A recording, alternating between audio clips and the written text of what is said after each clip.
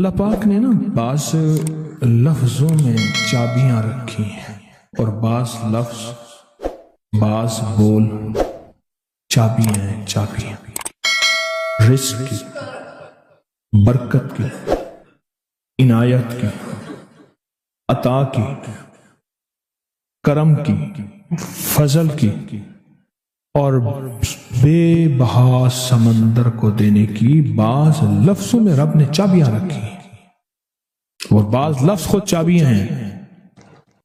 رزق کی چابیاں، صحت کی چابیاں، برکت کی چابیاں۔ یہ سورۃ مائدہ کی آیت نمبر 114 یہ عنایات اور عطاؤں کو عرشوں سے متوجہ کرنے کی چابی ہے۔ یہ صرف روٹی رزق کے لیے نہیں ہے، من پسند کھانے کے لیے نہیں ہے، یہ تو اس کا ایک چھوٹا سا فائدہ ہے، یہ تو اس کا ایک مختصر فائدہ ہے۔ یہ بنیادی طور پہ اس کی رحمت، عنایت اور عطا کو متوجہ کرنے کے لیے ایک حیرت انگیز تحفہ ہے، حیرت انگیز تحفہ۔ اس کی عنایت، عطا اور برکت کو متوجہ کرنے کے لیے ایک حیرت انگیز تحفہ ہے۔ یہ رزق اور دولت کی چابی ہے، یہ برکت کی چابی ہے۔ بات بتاؤں، اللہم ربنا انزل علینا مائدۃ من السماء، دسترخوان بھیج آسمان سے۔ کیا خیال ہے؟ غریب کا، مالدار کا، وزیر کا، امیر کا، بادشاہ کا، سب کا دسترخوان ایک تو نہیں ہوتا۔ ہر بندہ اپنی حیثیت کے مطابق دسترخوان لگاتا ہے۔ ایک صاحب کہنے لگے کہ میرے لیے نا ایک عرب نے دسترخوان لگایا، ایک بیل پڑا ہوا تھا، بھنا ہوا، پورا بھنا ہوا بیل تھا، اس کا سر تھا، اس کے سر کو ذبح کیا تو خون بھی بہہ رہا تھا دسترخوان پہ۔ سر کو ذبح کیا تو وہ خون بھی بہہ رہا تھا دسترخوان، بیل بھنا بھی ہوا ہے اور خون بھی بہہ رہا ہے، چھری پھیری۔ حیران ہوا، یہ کیا؟ انہوں نے کہا وہ خون نہیں تھا، وہ جیلی تھی، وہ چاکلیٹ تھا، وہ اور کوئی نعمتیں تھیں۔ پھر اس بیل کو کھولا تو اس میں سے بکرے نکلے بھنے ہوئے، پھر بکروں کو کھولا تو اس میں مرغیاں نکلی ہوئی بھنی ہوئی، پھر مرغیوں کو کھولا تو اس میں انڈے نکلے اور میوے نکلے۔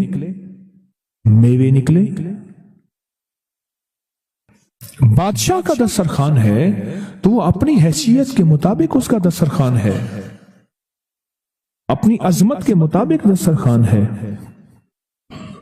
میرے اللہ کا دسترخوان، انزل علینا مائدۃ من السماء، پر مولا دسترخوان دے ایسا جیسے عید ہو جائے۔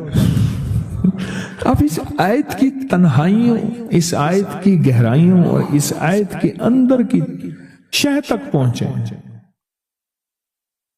اللہ دسترخوان دے، پر دے ایسے کہ جیسے عید کر دے۔ آپ اللہ سے مانگتے ہیں تو اللہ سے اللہ کے مطابق مانگے۔ میرے رب کی جتنی عظمت ہے، وقار ہے، شان و شوکت ہے، میرے رب کی جتنی طاقت قوت ہے، اس کے مطابق مانگے، اس کے مطابق مانگے۔ کیا خیال ہے؟ یہ آیت اصل میں دسترخوان کے لیے ہے، اور دسترخوان سے مراد یہ کھانا نہیں، دسترخوان سے مراد دونوں دسترخوان ہیں، رزق روحانی اور رزق جسمانی،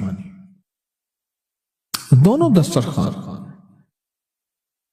جو میرے رب کے پسندیدہ دسترخوان ہے، رزق روحانی بھی اور رزق جسمانی بھی۔ ہم افطار کے وقت کھانا مانگتے ہیں اللہ سے، مال مانگتے ہیں، دولت مانگتے ہیں، کیوں اتنی تھوڑی چیز مانگتے ہیں؟ اللہ سے رزق روحانی کیوں نہیں مانگتے؟ اور جنہوں نے رزق روحانی مانگا تھا، ایک اللہ والے تھے، ان کے خلیفہ تھے، تو فوت ہو گئے تو ان کے خط اٹھائے گئے، خط اٹھائے گئے، اپنے مرشد کو خط لکھتے تھے اور مرشد کا مزاج تھا اسی خط پہ 2 لفظوں میں جواب لکھ کے بھیج دیتے تھے، 2 لفظوں میں جواب لکھ کے بھیج دیتے تھے اسی خط۔ فرماتے تھے کہ حضرت آپ کی دعاؤں اور توجہات سے، اللہ کے فضل و کرم سے، اللہ کے فضل و کرم سے میرے روزانہ جو ہے 1.25 لاکھ دفعہ نفی اثبات ہوتا ہے، لا الہ الا اللہ، 1.25 لاکھ دفعہ الا اللہ ہوتا ہے، 1.25 لاکھ دفعہ اللہ ہوتا ہے، 1.25 لاکھ دفعہ اللہ ہوتا ہے، 70,000 دفعہ 1.25 لاکھ دفعہ کلمہ ہوتا ہے، اتنے سپارے ہوتے ہیں، اتنی 100 رکعتیں ہوتی ہیں، یہ ہیں یہ ہیں یہ ہیں۔ وہ اسکول کے ٹیچر بھی تھے، وہ 5 وقت نماز بھی پڑھاتے تھے، ان کے بہت سارے بچے بھی تھے، ان کی زندگی کا یہ نظام بھی تھا، پر انہوں نے یہ سارا کچھ لکھا اپنے مرشد کو، کہا کہ خط اٹھا کے دیکھیں، حیران ہو جاتے تھے، مجھے ایک بندہ نہیں، میرے پاس اب بھی کئی بندے ہیں کہ اتنے ارب درود پاک پڑھا، اتنے ارب، لاکھ نہیں، ہزار نہیں، کروڑ نہیں، اتنے ارب درود پاک پڑھا، اتنے ارب کلمہ پڑھا، اتنا ارب سورۃ اخلاص پڑھی اور فلاں پڑھا، ارب۔ مجھ سے غلطی ہوئی، ایک دفعہ ان کا خط آیا تو میں نے رسالہ اس وقت چھپ رہا تھا، میں نے کہا یہ خط بھی اس میں ڈال دو، چھاپ دو۔ کئی ٹیلی فون تو میں نے سنے، ایک فون مجھے یاد ہے اچھی طرح، کوئی 6 7 8 کی بات ہے، 2000، اس نے کہا میں ہوں اوان، اور آگے سے یہ ہٹا دوں تو بن جاؤں گا حیوان، لفظ ہٹا دوں تو میں یوں بن جاؤں گا۔ تمہیں پتہ ہے تم نے یہ کیا چھاپا ہے؟ شرک اور بدعت، جھوٹ چھاپتے ہو، دھوکہ دیتے ہو۔ وہ سچا تھا، غلطی ہماری تھی،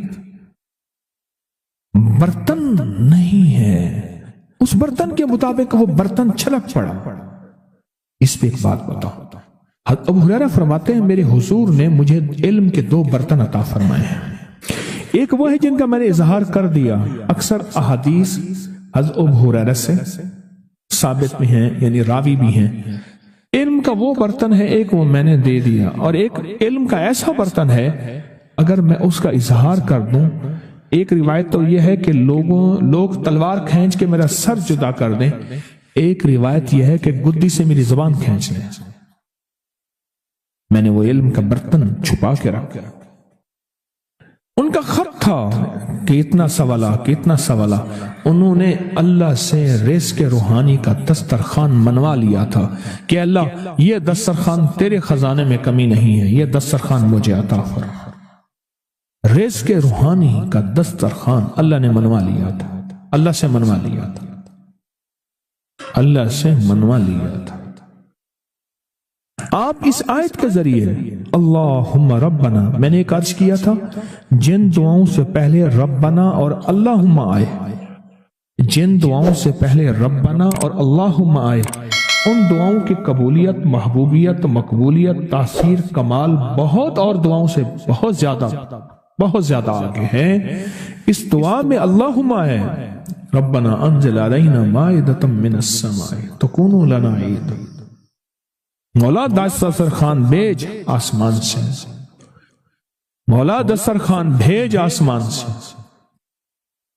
دسترخوان بھیج آسمان سے، اور ایسا دسترخوان آسمان سے بھیج جو تیری شان کے مطابق ہو، پھر آپ کی نسلوں میں رزق، دولت اور صحت، برکت، اور پھر کمال سوچ نہیں سکتے کہ علم کے خزانے، روحانیت کے خزانے، ذکر، تسبیح، سجدے، عبادات۔ اچھا، ہمارے ہاں عبادات میں ایک وہ عبادات ہیں جو ہم کرتے ہیں اور یہ بالکل ٹھیک ہے، نفل، اشراق، چاشت، اوابین، تلاوت، تسبیحات۔ ایک لمحہ بندے پہ ایسا آتا ہے اس کی ظاہری عبادات مخفی ہو جاتی ہیں، اور یہ ہر کسی پہ نہیں آتا۔ امام مالک پہ آیا تھا کہ وہ پھر گھر میں بند ہو کے رہ گئے تھے، پھر جنازہ وہیں سے نکلا تھا، وہ کتنے سال گھر سے باہر نہیں نکلے۔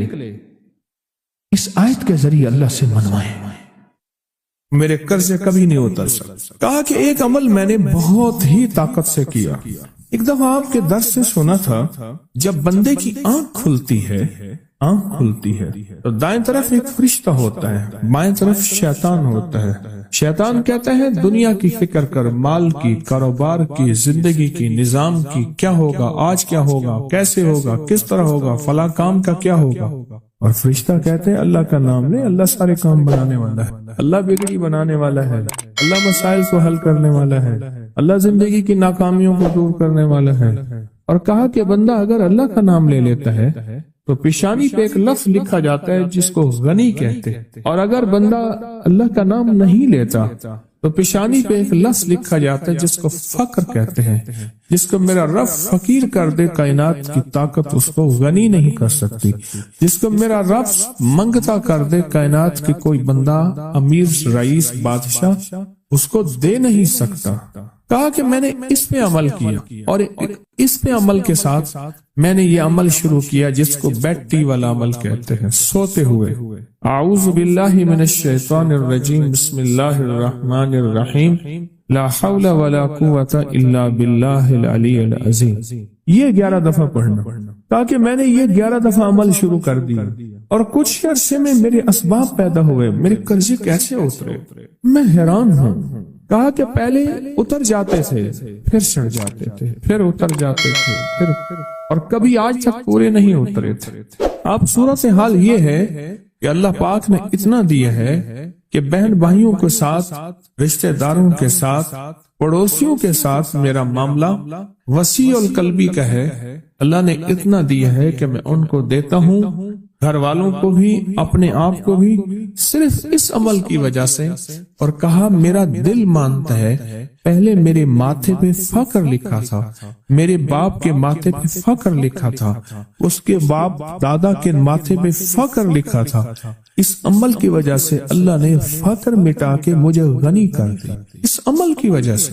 چھوٹا سا سوتے ہوئے جب اٹھے، پاک ناپاک، وضو بے وضو، جس حالت میں ہیں، سوتے ہوئے، اسی وقت سوتے ہوئے آنکھ کھلتے ہی کلمہ پڑھ کے یہ اعوذ باللہ من الشیطان الرجیم، بسم اللہ الرحمن الرحیم، لا حول ولا قوت الا باللہ العلی العظیم، یہ پڑھنا ہے 11 بار پڑھنا۔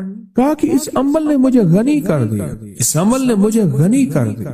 اور کہا میرا وجدان کہتا ہے، میرا دل کہتا ہے کہ میرے ماتھے پہ فقر لکھا تھا، میرے باپ کے ماتھے پہ فقر لکھا تھا کہ تو بھی فقیر رہے گا، تیرا بیٹا بھی فقیر رہے گا، اس کا باپ وہ بھی فقیر رہے گا۔ ہم نے تمہیں وسعت نہیں دینی، رزق وسیع نہیں کرنا، ہم نے تیری زندگی میں مشکلات لانی ہے، تیری نسلوں کی زندگی میں مشکلات، وہ ساری عمر ادھر پکڑ یوں کھینچتان زندگی گزر گئی۔ کہا کہ جب سے میں نے یہ عمل کیا، اللہ نے مجھے غنی کر دیا، اور لگتا ہے میری پیشانی پہ، اصل وہ کہنے یہ آیا تھا کہ سنا ہے آپ پیشانی پڑھ لیتے ہیں، سنا ہے آپ کے بارے میں کہ آپ کو پیشانی کی لکیروں پہ نظر آ جاتا ہے کہ یہ فقیر ہے یا غنی ہے، شقی ہے یا سعید ہے، بدبخت ہے یا نصیب والا ہے یا بخت والا ہے اور مقدر والا ہے۔ آپ مجھے یہ دیکھیں، کیا میری واقعی ایسا ہو گیا ہے کہ میرے مطابق تو میری پیشانی سے جو فقر تھا وہ ختم ہو گیا، اب غنا آ گیا ہے۔ اس کا اپنا خیال تھا، اس کا میرے بارے میں ایک اچھا گمان تھا، مجھے تو ایسا محسوس نہیں ہوتا کہ میں پڑھ لیتا ہوں۔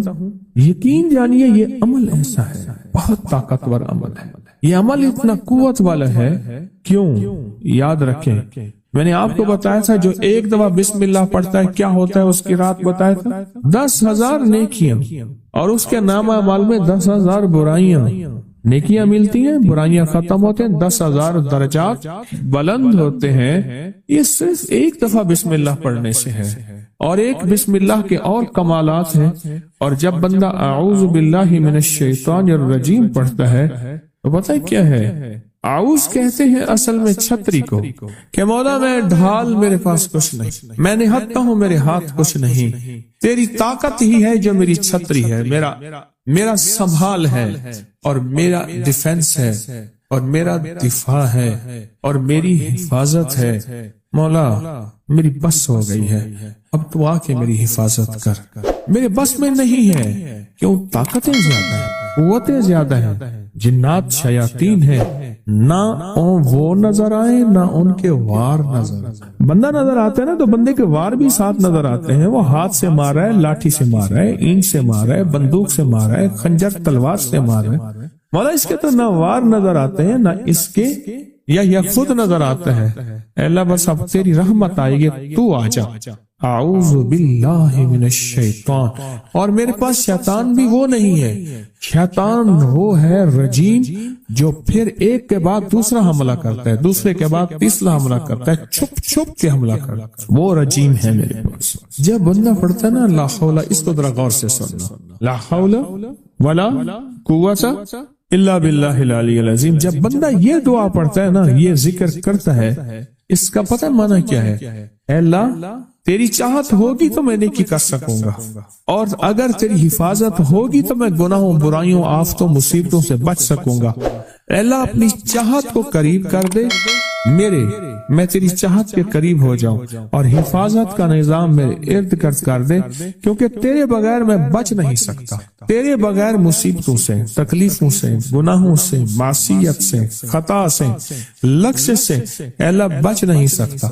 اصل میں اس دعا میں اپنے آپ کو یہ سارا اللہ کے حوالے